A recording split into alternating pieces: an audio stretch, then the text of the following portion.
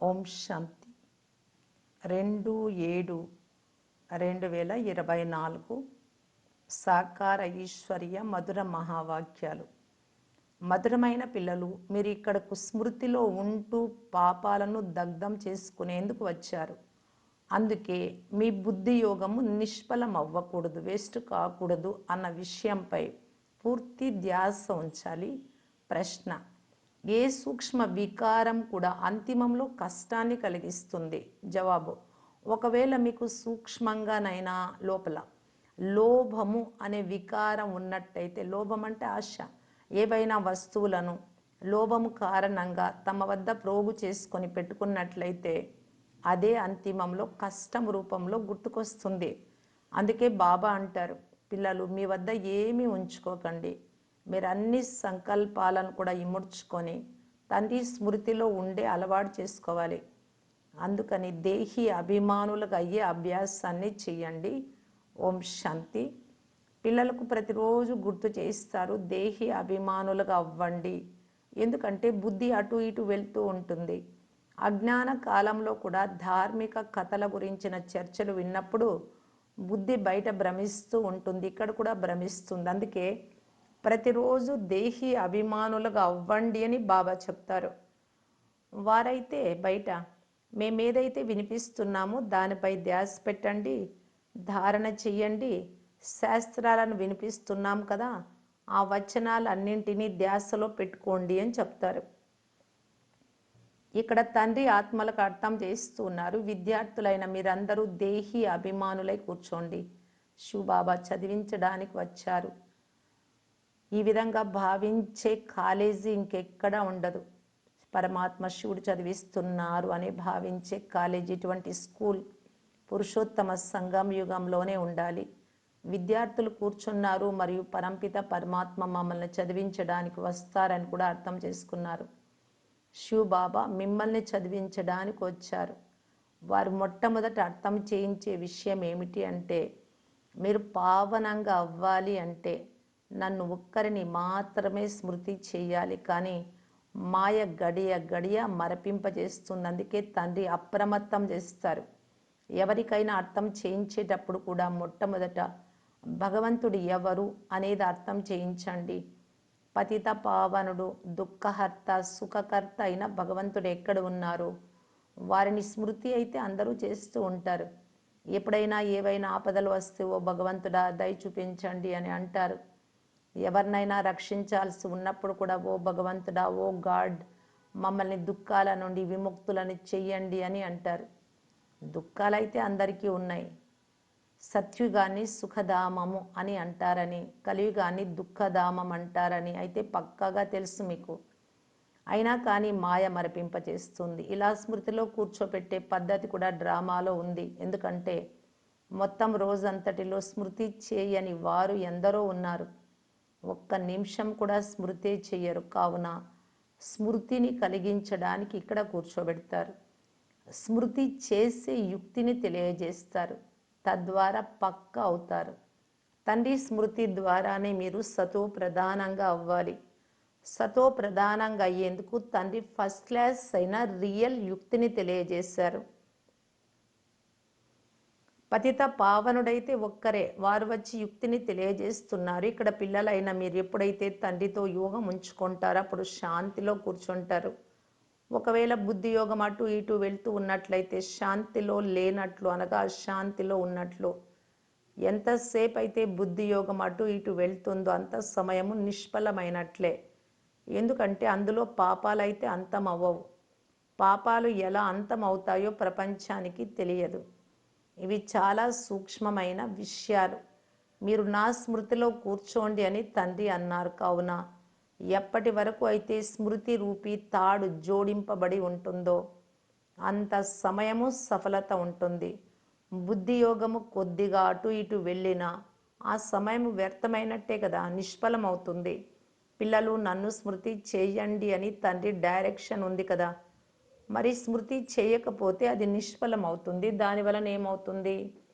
మీరు త్వరగా సతో ప్రధానంగా అవ్వలేరు. ఇక అలవాట్లే అదే అలవాట్లని కొనసాగిస్తూ వస్తారు. ఇది ఇలా జరుగుతూనే ఉంటుంది. ఆత్మకి ఈ జన్మ పాపాల గురించి అయితే తెలుసు, మాకు గుర్తు లేదు అని ఎవరైనా అన్నా, బాబా అంటారు 3-4 సంవత్సరాల ఆయువు నుండి అన్ని విషయాలు గుర్తు ఉంటాయి. తర్వాత 4-5 సంవత్సరాల తర్వాత జరిగినన్ని పాపాలు మొదట్లో జరగవు. రోజు రోజుకు దృష్టి అశుద్ధంగా అవుతూ ఉంది. త్రేతాయుగంలో 2 కళలు తగ్గిపోతూ ఉంటాయి. చంద్రుడిని 2 కళలు ఎంత సమయంలో తగ్గుతాయి? చంద్రుడిలో మెల్లమెల్లగా తగ్గుతాయి.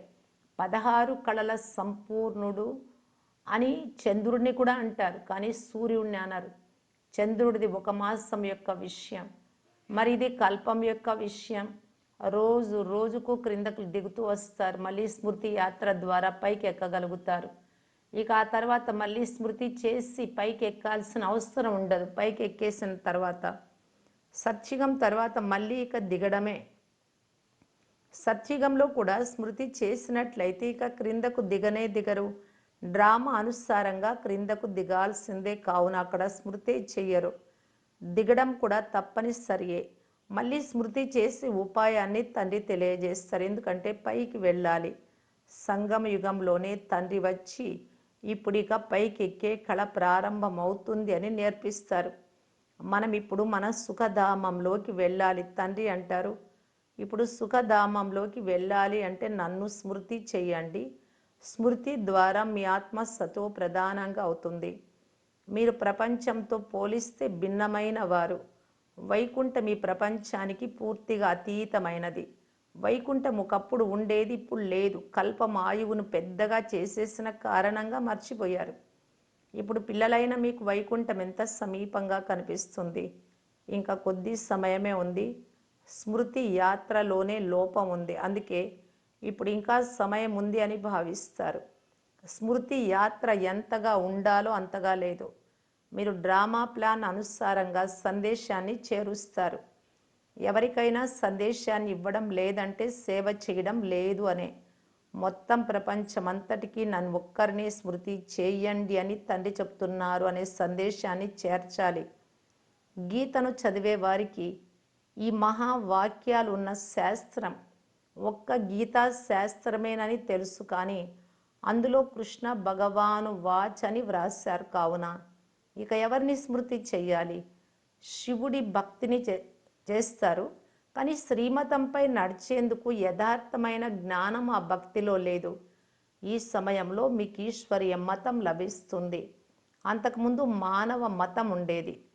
మనుషులు చెప్పేది రెండింటికి రాత్రికి పగలకున్నంత తేడా ఉంది. ఈశ్వరుడు సర్వవ్యాపి అని మానవ మతం చెప్తుంది, కానీ అలా కాదు అని ఈశ్వరీయ మతం చెప్తుంది. తండ్రి అంటారు, నేను స్వర్గ స్థాపనను చేయడానికి వచ్చాను, కావున తప్పకుండా ఇది నరకమే. ఇక్కడ పంచ వికారాలు అందరిలో ప్రవేశించి ఉన్నాయి. ఇది వికారీ ప్రపంచం. అందుకే నేను నిర్వికారిగా తయారు చేయడానికి వచ్చా. ఎవరైతే ఈశ్వరుడికి పిల్లలుగా అయ్యారో వారిలో వికారాలైతే ఉండవు. రావణుడి చిత్రాన్ని 10 తలలతో ఉన్నట్లుగా చూపిస్తారు. రావణుడి సృష్టి నిర్వికారి అయినది అని ఎప్పుడూ ఎవ్వరూ అనలేరు. ఇప్పుడు ఇది రావణ రాజ్యం అని. అందరిలో పంచ వికారాలు ఉన్నాయని మీకు తెలుసు. సత్యుగంలో రామరాజ్యం ఉంది, అందులో ఏ వికారాలు లేవు. ఈ సమయంలో మనుష్యులు ఎంత దుఃఖితులుగా ఉన్నారు. శరీరానికి ఎన్ని దుఃఖాలు కలుగుతున్నాయి. ఇది దుఃఖధామం. సుఖధామంలో అయితే శారీరక దుఃఖాలు కూడా ఉండవు.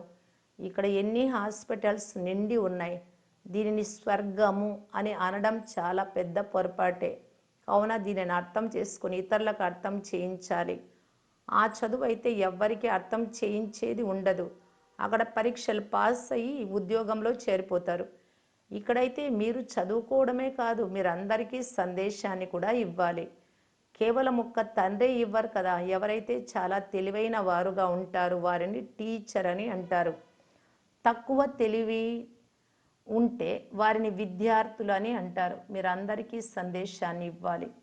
భగవంతుడి గురించి తెలుసా అని అడగాలి. వారందరికీ తండ్రి కావున ముఖ్యమైన విషయం తండ్రి పరిచయాన్ని ఇవ్వడం.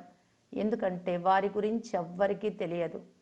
ఉన్నతోన్నతమైన తండ్రి వారు మొత్తం విశ్వాన్ని పావనంగా తయారు చేస్తారు. మొత్తం విశ్వమంతా పావనంగా ఉండేది అందులో కేవలం భారతదేశమే ఉండేది. ఇంకే ధర్మం వారు మేము కొత్త ప్రపంచంలోకి వస్తాము అని అనలేరు. మాకంటే ముందు ఎవరో ఉండి వెళ్ళారు అని వారు భావిస్తారు. క్రైస్ట్ కూడా తప్పకుండా ఎవరిలోకో వస్తారు. అతని కంటే ముందు తప్పకుండా ఎవరో ఉండేవారు. తండ్రి కూర్చొని అర్థం చేస్తూ ఉన్నారు. నేను ఈ బ్రహ్మ తనువులోకి ప్రవేశిస్తాను, బ్రహ్మ తనువులోకి వస్తారు అన్నది కూడా ఎవరు ఒప్పుకోరు. అరే, బ్రాహ్మణులైతే తప్పకుండా కావాలి. బ్రాహ్మణులు ఎక్కడి నుండి వస్తారు? తప్పకుండా బ్రహ్మ నుండే వస్తారు కదా. అచ్చా, బ్రహ్మ తండ్రి ఎవరు ఎప్పుడైనా విన్నారా? వారు గ్రేట్ గ్రేట్ గ్రాండ్ ఫాదర్. వారికి సాకార తండ్రి ఎవ్వరూ లేరు. బ్రహ్మకు సాకార తండ్రి ఎవ్వరు? ఇది ఎవరు చెప్పలేరు. బ్రహ్మ మహిమ చేయబడ్డారు. వారు ప్రజాపిత కూడా. నిరాకార శివబాబా అని అంటారు కదా, వారి తండ్రి ఎవరో చెప్పండి. అలాగే సాకార ప్రజాపిత బ్రహ్మకు తండ్రి ఎవరో చెప్పండి. శివబాబా. ఎవరి చేత దత్తత తీసుకోబడ్డవారు కాదు, బ్రహ్మ దత్తత తీసుకోబడ్డవారు. వీరిని శివబాబా దత్తత తీసుకున్నారు అని అంటారు. విష్ణువును శివబాబా దత్తత తీసుకున్నారు అని ఎప్పుడు అనరు. బ్రహ్మయే విష్ణువుగా అవుతారు అనేది మీకు మాత్రమే తెలుసు, అంతేకాని విష్ణువు దత్తత అవ్వరు. శంకరుడి పాత్ర ఏమీ లేదు అని అతని గురించి కూడా చెప్పడం జరిగింది. బ్రహ్మ నుండి విష్ణువుగా, విష్ణువు నుండి బ్రహ్మగా అవుతారు. ఇది 84 జన్మల చక్రం. మరి శంకరుడు ఎక్కడి నుండి వచ్చారు? అతని రచన ఎక్కడుంది? తండ్రికైతే రచన ఉంది. వారు సర్వాత్మలకు తండ్రి మరియు మనుషులందరూ బ్రహ్మకు రచన. శంకరుడి రచన ఎక్కడుంది? శంకరుడి ద్వారా మనుష్య సృష్టి ఏది రచించడం జరగదు. తండ్రి వచ్చి విషయాలన్నింటినీ అర్థం చేయిస్తారు. అయినా కానీ పిల్లలు గడియ గడియ మర్చిపోతారు. ప్రతి ఒక్కరి బుద్ధి నంబర్ వారుగా ఉంది కదా. బుద్ధి ఎంతగా ఉంటుందో అంతగా టీచర్ చదువును ధారణ చేయగలుగుతారు. ఇది అనంతమైన చదువు. చదువు అనుసారంగానే నంబర్ వార్ పదవిని పొందుతారు. మనుషుల నుండి దేవతలుగా అయ్యే చదువు ఒక్కటే కానీ వంశం తయారవుతుంది కదా. తాము ఏ పదవిని పొందుతాము అనేది కూడా బుద్ధిలోకి రావాలి. రాజుగా అవ్వడం అయితే కష్టతరమైన విషయం. రాజుల వద్ద దాస దాస్యులు కూడా కావాలి. దాస దాస్యులుగా ఎవరు అవుతారు? ఇది కూడా మీరు అర్థం చేసుకోగలరు. నంబర్ వార్ పురుషార్థ అనుసారంగా అందరికీ దాస్యులు లభిస్తూ ఉండవచ్చు. మరి జన్మ జన్మాంతరాలు దాస దాస్యులుగా ఏ విధంగా చదవకూడదు. ఉన్నతంగా ఎందుకు పురుషార్థం చేయాలి. సత్యమైన శాంతి తండ్రి స్మృతిలోనే ఉంది. బుద్ధి కొద్దిగా అటు ఇటు వెళ్ళిన సమయం వ్యర్థం అవుతుంది, సంపాదన తగ్గుతుంది, సతో ప్రధానులుగా అవ్వలేరు. చేతులతో పని చేస్తూ ఉండండి, హృదయంతో తండ్రిని స్మృతి చేస్తూ ఉండండి అని కూడా అర్థం చేయించడం జరిగింది. శరీరాన్ని ఆరోగ్యవంతంగా ఉంచుకునేందుకు అటు ఇటు తిరగడం అనేది కూడా చేయండి, పర్వాలేదు. కానీ బుద్ధిలో తండ్రి స్మృతి ఉండాలి. ఒకవేళ ఎవరైనా ప్రక్కన ఉంటే వ్యర్థమైన విషయాలను మాట్లాడకూడదు. ఇదైతే ప్రతి ఒక్కరి హృదయము సాక్ష్యం చెప్తుంది. మీకే తెలుసు కదా. ఇటువంటి అవస్థలో తిరగండి అని బాబా అర్థం చేయిస్తారు. క్రిస్టియన్ ఫాదర్లు పూర్తి శాంతితో నడుస్తూ ఉంటారు. మీరైతే మొత్తం సమయం అంతా జ్ఞానం విషయాలనే చర్చించారు కదా. మళ్ళీ మీ నోటిని శాంతపరచుకొని శివబాబా స్మృతిలో రేస్ చేయాలి. భోజనం చేసే సమయంలో స్మృతిలో కూర్చొని వండండి, స్మృతిలో కూర్చొని తినండి, మీ చార్ట్ చూసుకోండి అని బాబా అంటారు. నేనైతే మర్చిపోతాను అని బాబా తన గురించి మొదట్లో చెప్పేవారు. బ్రహ్మబాబా, నేను పూర్తి ప్రయత్నిస్తున్నాను. నేను బాబాతో ఇలా అంటాను, బాబా నేను పూర్తి సమయం మీ స్మృతిలో ఉంటాను. మీరు నా దగ్గును ఆపు చేయండి, షుగర్ తగ్గించండి. నా విషయంలో నేను చేసే పురుషార్థం గురించి ఇలా చెప్తాను. అయినా కానీ నేను స్వయమే మర్చిపోతే మరి దగ్గు ఎలా తగ్గుతుంది? బాబాతో నేను ఏ విషయాలనైతే మాట్లాడతానో వాటిని సత్యంగా వినిపిస్తా. బాబా పిల్లలకు చెప్తారు, కానీ పిల్లలు తండ్రికి చెప్పరు, సిగ్గుపడతారు. ఊడ్చేటప్పుడు, భోజనం తయారు చేసేటప్పుడు కూడా శివబాబా స్మృతిలోనే చేయండి, అప్పుడు శక్తి వస్తుంది. ఈ యుక్తి కూడా కావాలి. ఇందులో మీ కళ్యాణమే జరుగుతుంది. కూర్చున్నప్పుడు మాత్రమే కాదు, అన్ని పనులలోనూ శివబాబా స్మృతి ఉండాలి. మీరు స్మృతిలో కూర్చుంటే ఇతరులకు కూడా ఆకర్షణ కలుగుతుంది. ఇతరులకు ఆకర్షణ అయితే కలుగుతుంది కదా. ఎంత ఎక్కువగా మీరు స్మృతిలో ఉంటే అంత బాగా నిశ్శబ్దత ఏర్పడుతుంది. డ్రామా అనుసారంగా పరస్పరం ఒకరి ప్రభావం ఒకరిపై పడుతుంది. స్మృతి యాత్ర చాలా కళ్యాణకారి. ఇందులో అబద్ధం చెప్పే అవసరమే లేదు. సత్యమైన తండ్రి పిల్లలు కావున సత్యంగా నడుచుకోవాలి. పిల్లలకైతే అంతా లభిస్తుంది. విశ్వరాజ్య అధికారం లభిస్తున్నప్పుడు మరి లోభంతో 10, 20 చీరలు మొదలైనవి ఎందుకు ప్రోగు చేసుకుంటారు? ఒకవేళ చాలా వస్తువులను ప్రోగు చేసుకుంటూ ఉంటే చనిపోయే సమయంలో అవే గుర్తుకొస్తాయి. అందుకే చేతి కర్రను కూడా వదిలేయండి. చేతి కర్రను కూడా గుర్తుంచుకోవద్దు. లేకపోతే అది కూడా గుర్తుకొస్తుంది అని భార్య చెప్పినట్లుగా ఒక ఉదాహరణ ఉంది.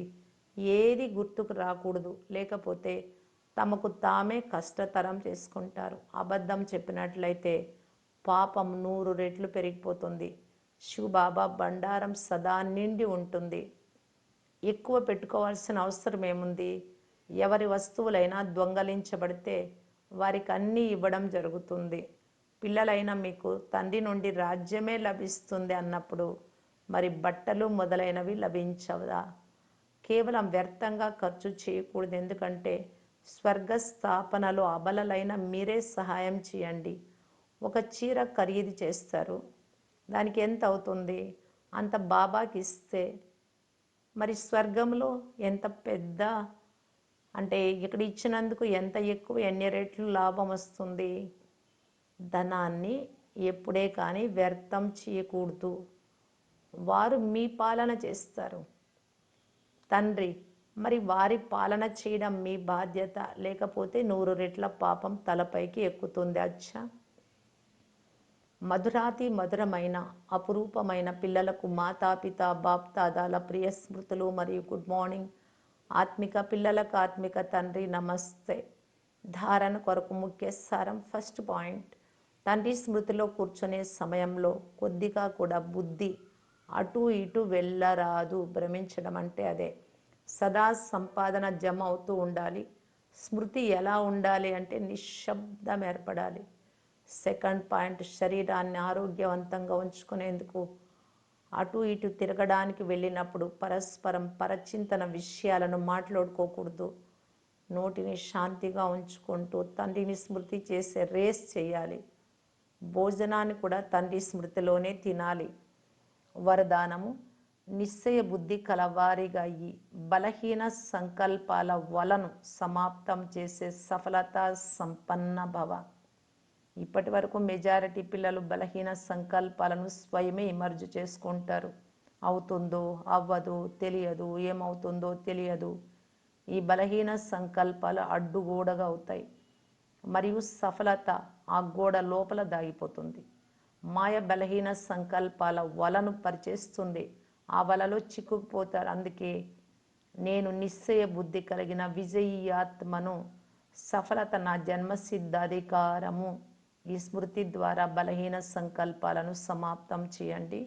స్లోగన్, మూడవ నేత్రమైన జ్వాలాముఖి నేత్రం అంటే మూడవ నేత్రాన్ని జ్వాలాముఖి నేత్రము అంటారు. తెరుచుకొని ఉన్నట్లయితే మాయాశక్తి హీనమైపోతుంది. అవ్యక్త ఇషారా, పరోపకారం యొక్క భావనతో సంపన్నులై అపకారులకు కూడా ఉపకారం చేయడాన్ని గురించి బాప్దాదా ఇలా తెలియజేస్తూ ఉన్నారు. ఎవరు నింద చేసినా, మీ పైన అసత్య ఆరోపణలు చేసినా కానీ మీకు క్రోధం రారాదు. అపకారులకు కూడా ఉపకారం చేయటమే మీ బ్రాహ్మణుల ధర్మం. వారు నిందలు చేసినా మీరు వారిని మీ బాహువులలోకి తీసుకోండి. ఇది అద్భుతం. దీనిని అంటారు పరివర్తన అని. దగ్గరగా తీసుకున్న వారిని మీరు దగ్గరగా తీసుకోవడం పెద్ద విషయం కాదు. నింద చేసిన వారిని సత్యమైన మిత్రులుగా మనస్సుతో అంగీకరించండి. అప్పుడే అంటారు మిమ్మల్ని ఉపకారం చేసేవారు అని. ఓం శాంతి.